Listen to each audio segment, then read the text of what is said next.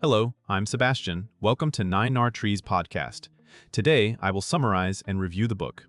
The Executive Functioning Workbook for Adults, 5 Books in 1 by Taylor Reed, is a practical, skills-focused guide designed to help adults strengthen the mental habits that make daily life run more smoothly.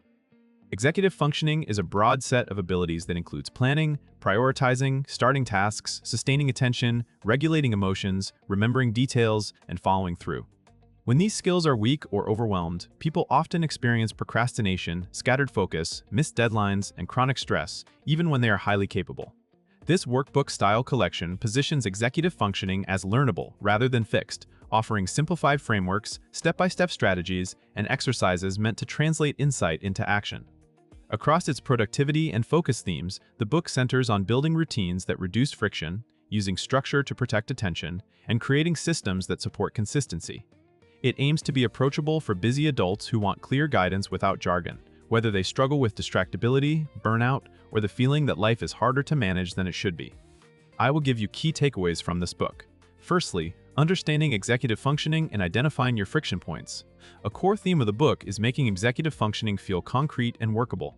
Instead of treating procrastination or disorganization as a character flaw, it frames these outcomes as signals that a specific skill loop is breaking down.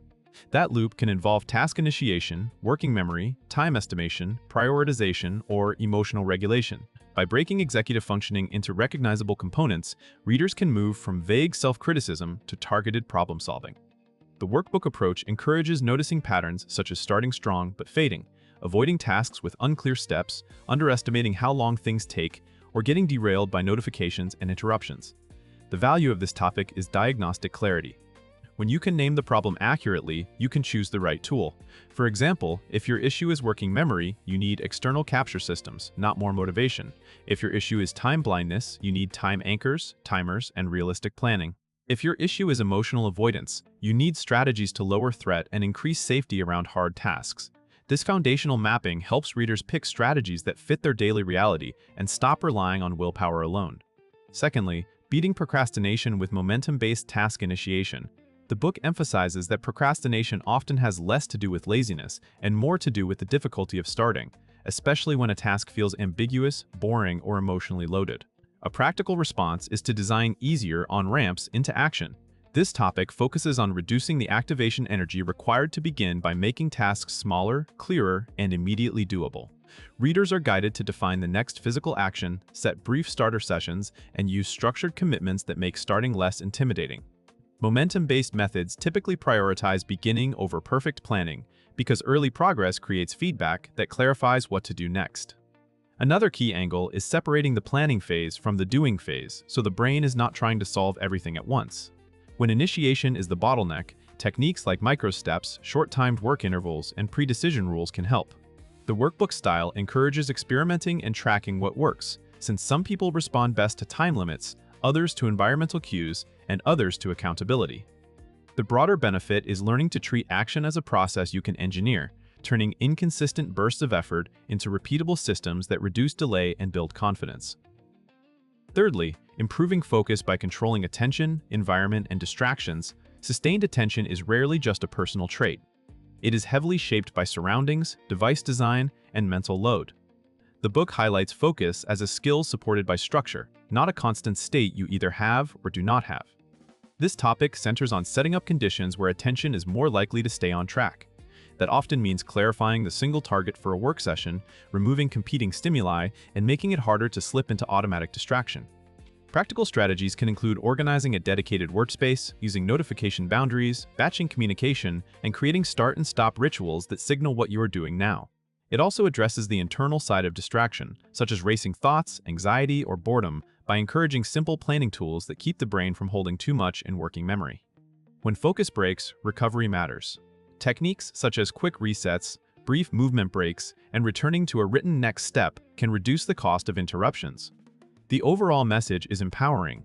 Rather than blaming yourself for wandering attention, you can design a focus-friendly system. Over time, that system builds reliability, making productivity less dependent on mood or last-minute pressure. Fourthly, planning, prioritizing, and time management that actually matches real life. Many adults can create ambitious plans but struggle with execution because the plan does not reflect real constraints. This topic addresses the gap between ideal schedules and lived experience. The book aims to simplify planning by focusing on a few high-impact behaviors, deciding what matters most, translating goals into manageable steps, and assigning time in a way that is realistic. Prioritization becomes easier when tasks are evaluated by urgency, importance, energy required, and consequences of delay. Time management is treated as both estimation and protection. Readers are encouraged to account for transitions, interruptions, and recovery time, not just the task itself. Another emphasis is building external systems that compensate for limited working memory, such as checklists, calendars, and simple routines. The workbook format supports turning vague intentions into actionable weekly and daily plans, then reviewing outcomes to improve accuracy. This topic also highlights decision reduction. When you standardize recurring choices, you save mental energy for meaningful work. The payoff is reduced overwhelm and fewer last-minute scrambles. Planning becomes a supportive tool instead of a source of guilt, helping readers reliably move projects forward while still having space for health, relationships, and rest. Lastly, emotional regulation, stress resilience, and sustainable productivity habits. Executive functioning is closely tied to emotion. When stress rises, the brain shifts toward short-term relief, which can look like avoidance, scrolling, snapping at others, or abandoning plans. This topic focuses on building the emotional and physiological stability that makes executive skills usable. The book connects productivity with self-regulation habits such as sleep consistency, recovery breaks, and realistic workload boundaries. It also treats difficult feelings as part of the workflow rather than evidence that you are failing. Readers are guided to recognize triggers that derail them, such as perfectionism, fear of judgment, or all-or-nothing thinking, and to practice gentler strategies that keep them engaged. This can include reframing tasks, using self-compassion, creating low-pressure re-entry steps after setbacks, and building routines that are flexible rather than brittle. Sustainable productivity is presented as steady progress over time, not heroic bursts followed by burnout. By addressing emotions alongside tools and schedules, the book aims to help readers maintain follow-through even when motivation drops. The outcome is a more stable life rhythm, improved confidence in your ability to handle responsibilities, and systems that support long-term goals without sacrificing well-being. In conclusion, this book is best suited for adults who feel capable yet chronically inconsistent, including people who struggle with procrastination, distractibility, disorganization, or overwhelm at work and home. It can also be helpful for readers exploring executive functioning challenges related to attention difficulties, stress, burnout, or major life transitions because it focuses on practical supports rather than labels. The main benefit is that it turns productivity into a set of learnable skills. You identify the specific breakdown, select an appropriate strategy, and practice it until it becomes routine. That approach can reduce self-blame and replace it with measurable progress, such as finishing tasks earlier, staying focused longer, and keeping commitments with less anxiety. Compared to similar productivity books that emphasize motivation or rigid systems, its value is the simplified workbook framing and the focus on executive functioning fundamentals. Instead of offering a single one-size plan, it encourages building a personalized toolset for planning, focus, and follow-through. For readers who want actionable guidance they can apply immediately, this book is worth buying as a practical reference you can return to when your routines slip or life gets more demanding. If you would like to support Taylor Reid, you can buy the book through the Amazon link I've provided in the podcast description. After reading the book, please let me know what you think and share your thoughts. See you around.